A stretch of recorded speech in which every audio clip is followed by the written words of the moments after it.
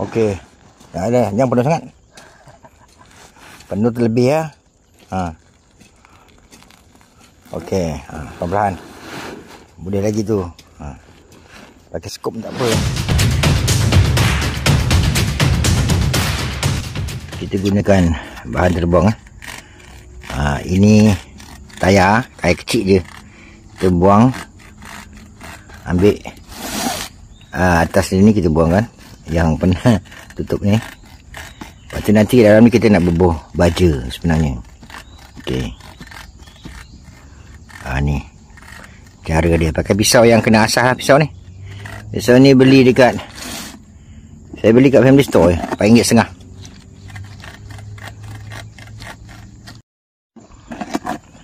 Okey, kena habis, putus. Okey, ni dah sudah. Lepas ni belakang dia kita buat lubang supaya nanti dia air tak bertakung lah. Okey, buat lubang.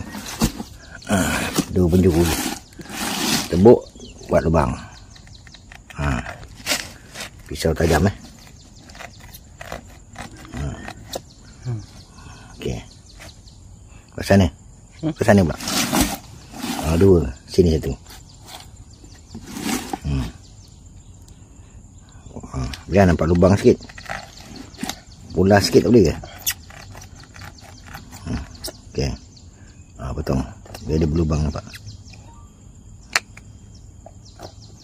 Tak apa, lubang besar tak apa, tak ada hal.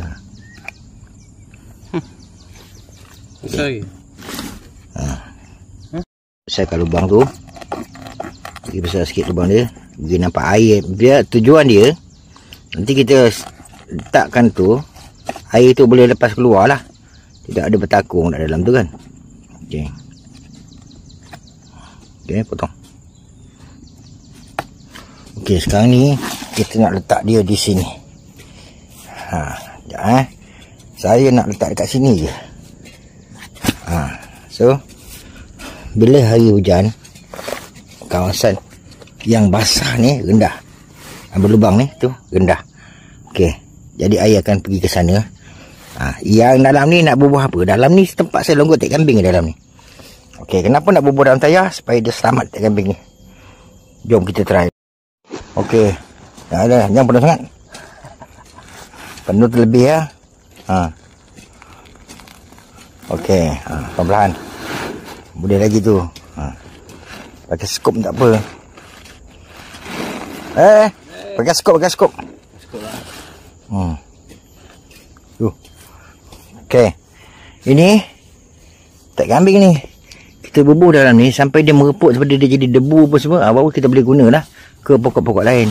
So secara tak langsung dia juga jadi tempat penyimpanan.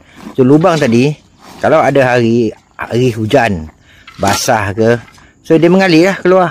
Sekurang-kurangnya pokok durian sebelah ni dapatlah baja kan. Tapi dalam waktu yang sama, tayar ni belakang dia kosong juga. So ada pengaliran berlaku. Pokok automatik dapat baja. Original lah, taik kambing asli dari kandang. Okey, kita tinggalkan dia. Ada yang berdebu, ada yang kering. So yang ada berdebu tu nanti kita akan guna lah untuk tabur di sekeliling dia. Sebab masa ni dia macam ni dah keadaan dia, tak ada masalah. Kenapa nak pakai tayar ni? Senang, dia tak pergi ke mana-mana, dia tak terabur. Benda ni, guni ni akan reput. So kita letak dalam ni, dia selamat. Ke tepi ni pun nak mesin pun senang. Nak mesin rumput ni kan. Macam tu, tu je. Alright, itu dulu. Membaja pokok pakai tek kambing saja. Kita guna tek kambing dulu. Pokok ni masih kecil lagi. Saya gunakan tek kambing Lagi. Bobol lagi. Tek kambing ni tak apa, dia banyak pun tak ada masalah. Okey. Jadi bila kalau hari hujan nanti dia menyiramlah ke sana. Okey. Ini pokok durian kucing tidur. Itu kaki ganda tapi dia tak dapat naik sebab bawah dia dah terganggu oleh anak-anak. Saya dah bubuh racun anak-anak, tapi setiap kali kita siram kita akan bubuh racun anak-anak.